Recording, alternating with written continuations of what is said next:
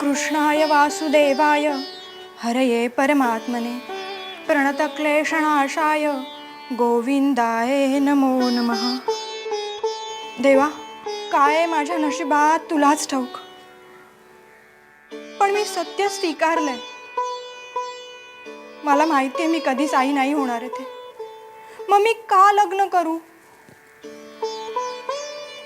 देवा, आई बाबांना सद्बुद्धी दे, त्यांनी माझं लग्न लावून द्यायचा विडाच उचललाय। आजही मला पाहायला पाहुणे येणार आहेत। मनीषा, आई तू अजून तयार नाही झालीस? अगं मुलाकडची मंडळी तुला पाहायला आली आहेत, चल पटकन तयार हो। आई, मला नाही लग्न करायचंय। मनीषा, अगं आयुष्यभर काय आमच्या डोक्यावर ओझं बनून राहणार आहेस? मनीषा, अगं तरण्या ताठ्या मुलीला असं कोणी घरी ठेवतं का? आई, कोणाला फसवून काय मिळणार आहे आपल्याला? आणि आज जरी मी लग्न केलं तरी उद्या मी आई होऊ शकत नाही हे जेव्हा माझ्या सासरच्या मंडळींना कळेल तेव्हा त्याचा परिणाम काय होईल याचा विचार का करत नाही आहात तुम्ही? माझ्यातला दोष तुम्ही मुलाकडच्या मंडळींना सांगणार असाल तरच मी बाहेर येईन। मनीषा, पाहुणे आलेत, बाहेर या।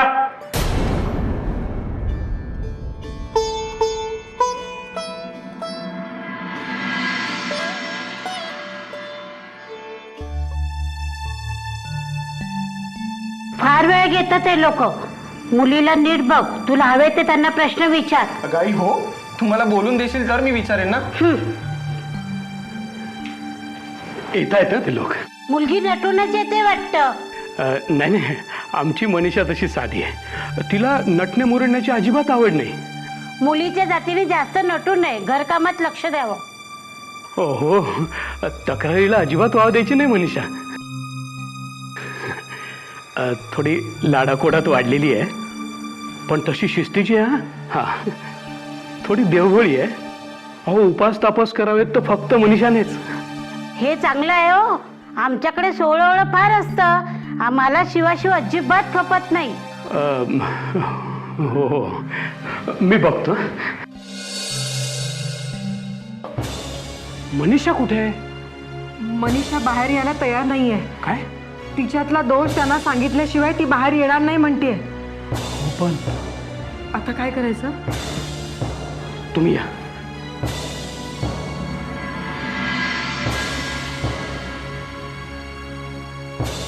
काय हो, काय झालं?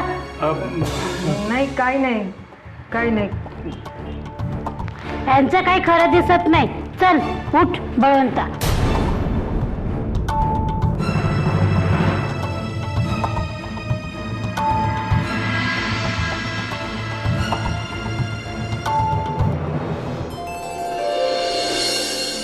मनीषा, मनीषा, बाहेर का आली नाहीस तू?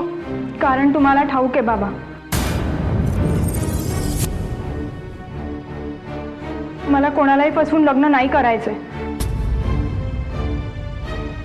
मी गजानन महाराजांची भक्त आहे आणि महाराजांना ही गोष्ट कधीच नाही आवडणार। मनीषा, अगं का अंत पाहतेस आमचा? बाबा, समजा जरी मुलाकडच्याला अंधारात ठेवून आज मी लग्नाला तयार झाले तरी मी आई होऊ शकत नाही हे सत्य कधी ना कधी तरी उजेडात येईलच। मग नांदवणार आहेत का ते मला? मनीषा, बाबा, मला आज सुखी करण्याच्या प्रयत्नात भविष्यात माझ्या वाट्याला दुःखच येणार आहे याचा विचार करा। उद्या नवऱ्यानं टाकलेली मुलगी म्हणून जर मी परत तुमच्याकडे राहायला आले तर माझं जगणं किती कठीण होईल। नाही नाही, अगं असं काहीही होणार नाही।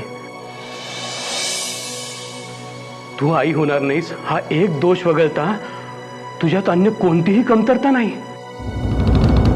उलट तू तुझ्या गुणांनी तुझ्या सासरच्या मंडळींची मनं जिंकून घेशील अशी खात्री आम्हाला।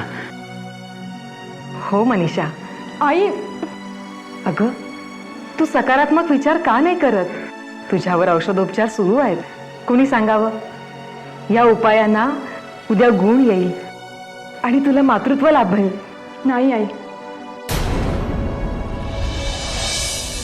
तुमच्या हट्टापायी वैद्यभुवांनी उपचार सुरू ठेवलेले आहेत। नाही तर मी कधीच आई होऊ शकत नाही हे सांगून टाकलंय त्यांनी. नाहक मला कोणाच्याही गळ्यात मारू नका.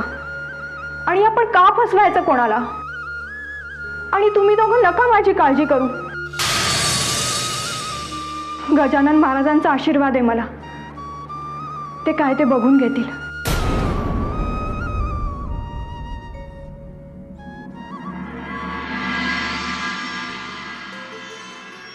महाराज,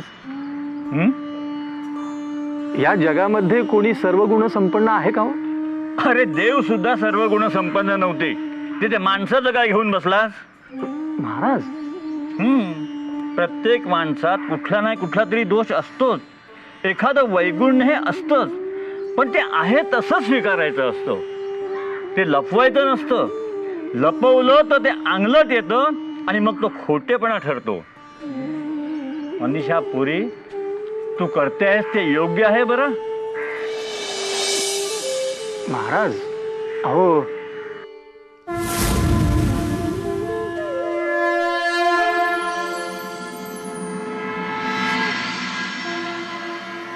देवी माते, असं का व्हावं माझ्याबरोबर?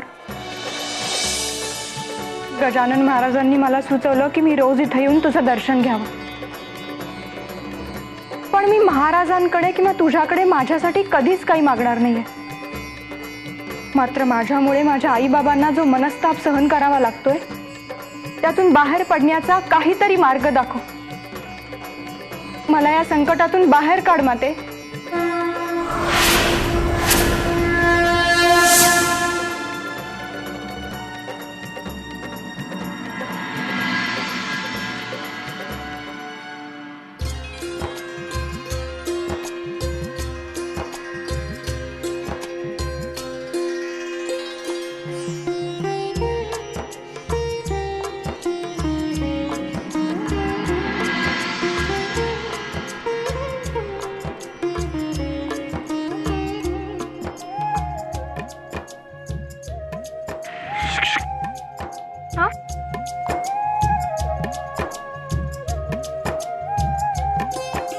तुमचं फूल पडलंय.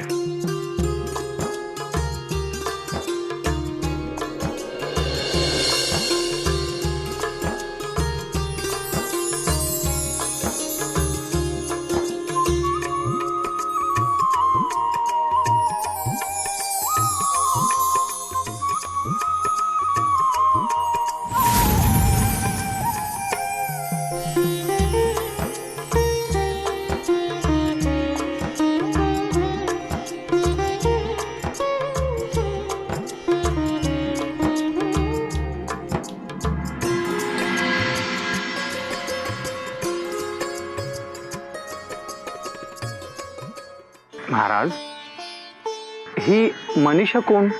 मनीषा आहे एक गुणी पण काहीशी दुर्दैवी मुलगी. माणसाच्या समोर अडचणी येतात, पण त्या अडचणीतून सुटका करून घेण्यासाठी परमेश्वराने मार्गही ठेवलेला असतो. तो ओळखायला हवा. ओळख मनीषा, मार्ग ओळख.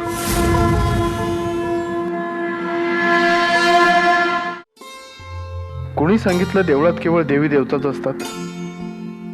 आपली कोणती मनीषा केव्हा पुरी होईल काहीच सांगता येत नाही. काय करू? तिचा गोंडा चेहरा उद्या पुन्हा दृष्टीस पडेल. माझं प्रतिबिंब तिच्या टपोऱ्या डोळ्यात पाहायला मिळेल.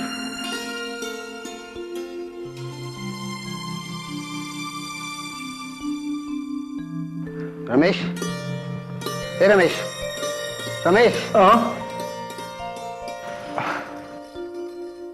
अरे शेतावर जाणार होतास ना? हो, मंदिरात गेलो होतो. अरे ते ठाऊक आहे मला, पण तू मंदिरातून परस्पर शेतावर जाणार होतास, तू घरी कसा काय आलास? काय झालं रे बाबा, पावलं आपसुकच घराकडे वळली. अहो होतं ना असं कधी कधी. हो ना? होत असेल. तर माझे केस पिकले, पण असा अनुभव मला कधीच आला नाही.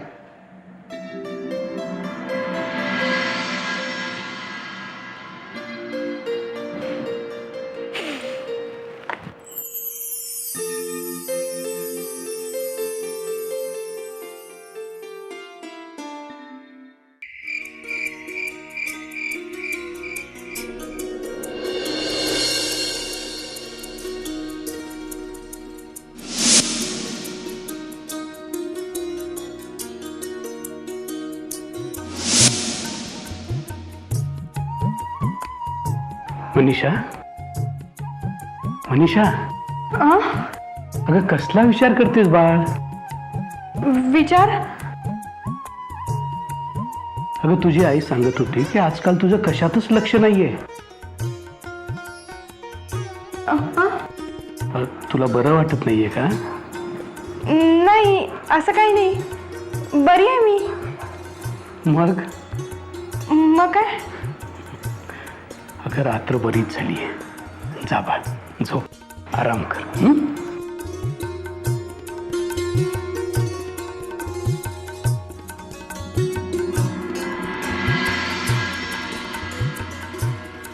कसं सांगू बाबांना? मला फार फार फार बरं वाटतंय. काळीच धडधडतंय, पण ही धडधडी हवी हवीशी वाटतेय. तोही माझ्याप्रमाणे जागा असेल का असा विचार मनात घोळतोय. कसं सांगू त्यांना? सुख सुख म्हणतात ते हेच असावं. या मुलीच्या डोळ्यात मला माझं भविष्य दिसतंय. लग्नाचं विचारून टाकावं का? पण काय नेमकं काय उत्तर असेल तिचं? रमेश, रमेश, अरे झोपायचं नाहीये का? झोपच येत नाहीये. का रे? सारं कसं लख्ख उजाडलंय. म्हणजे सारं कसं आता स्वच्छ झालंय. काय? आई अगं, तुला नाही कळायचं. हा? आई, अंधारात सुद्धा सगळं काही आता स्वच्छ दिसायला लागलंय. कुठलाही आडपडदा न राहता, कुठलाही शंका कुशंका न राहता. तू काय बोलतोयस ना, मला अजिबात काही कळत नाही. अगं आई, होतं असं कधी कधी. तू नको काळजी करूस. जा, रात्र खूप झाली, झोप तू आता.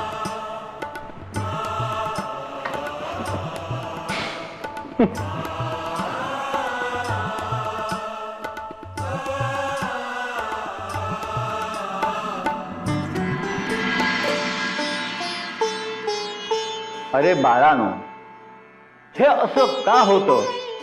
इतकी साधी गोष्ट कळत नाही तुम्हाला? अरे तुम्ही प्रेमात पडला आहात आणि प्रेम हे इतकं सहज साध्य होत नाही बरं.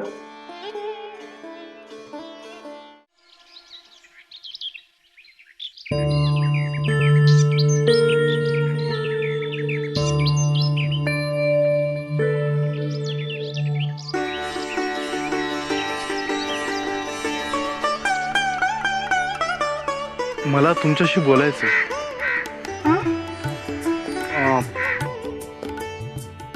माझं नाव रमेश आणि तुझं? मनीषा. छान आहे.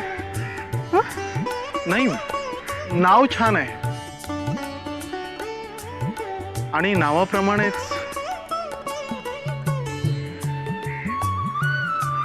आजचा दिवस किती छान आहे ना.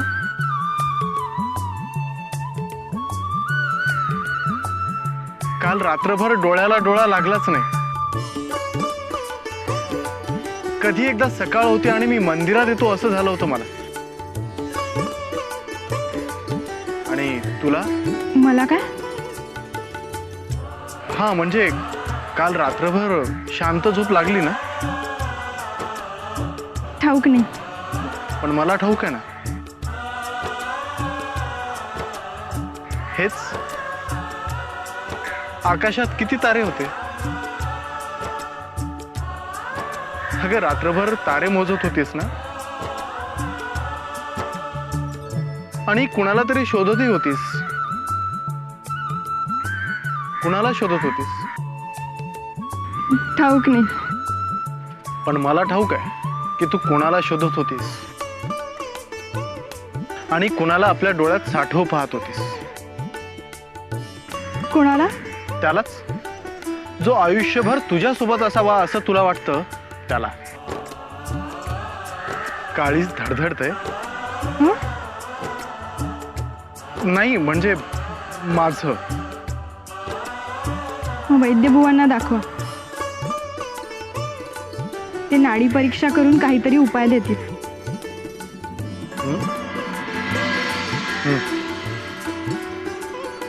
काय? माझा इलाज फक्त तूच करू शकतेस. पण तू जर मला नकार दिलास तर काय? तर तुला डोळ्यात साठवून माझे डोळे मी कायमचे मिटून घेईन. रमेश, असं अभद्र का बोलता? मग काय बोलू? लग्न करशील माझ्याशी? हं? हो नाही हो. माझ्या आईबाबांना विचारा. उद्याच घरी येतो. येऊ ना?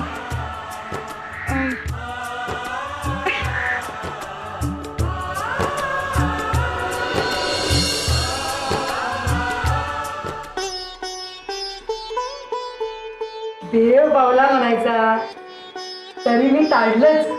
हे असंच काहीतरी होणार आहे. अहो तरणा जीव तो कुणावर तरी चढल्याशिवाय राहणार आहे वय. आई ग, लाजली बघा माझी बाय. हं? अगं गजानन महाराजांचीच कृपा झाली. एवढं चांगलं स्थळ ध्यानीमनी असताना चालून आलं. हा, आत्ता माझ्या ध्यानात आलं की महाराजांनी तुला रोज देवीच्या देवळात जाऊन दर्शन घ्यायला का सांगितलं ते. अगं देवीच्या देवळातच तुला तुझा देव भेटणार होता ना. बाबा, उद्या जावाई बापू येणार आहेत. असा पाहुणचार करू की पाहुणे हरखूनच गेले पाहिजेत. Bye bye. आणि लग्नामध्ये द्यायची देणी घेणी मानपान समधी बोलणी उद्याच करून टाकूया. हो, उद्याच करू. अहो एकुलती एक लेक आहे आपली. अगदी खर्च हात मोकळे करून करायला पाहिजे. वय, इतक्या दिवसांची इच्छा आपली पूर्ण होणार आहे. आपल्या एकुलत्या एका मुलीचं लग्न, याची देही याची डोळा बघायला मिळणार आहे आपल्याला. खरंय, नातवंड खेळवायची इच्छा आहे ती आता पुरी होणार.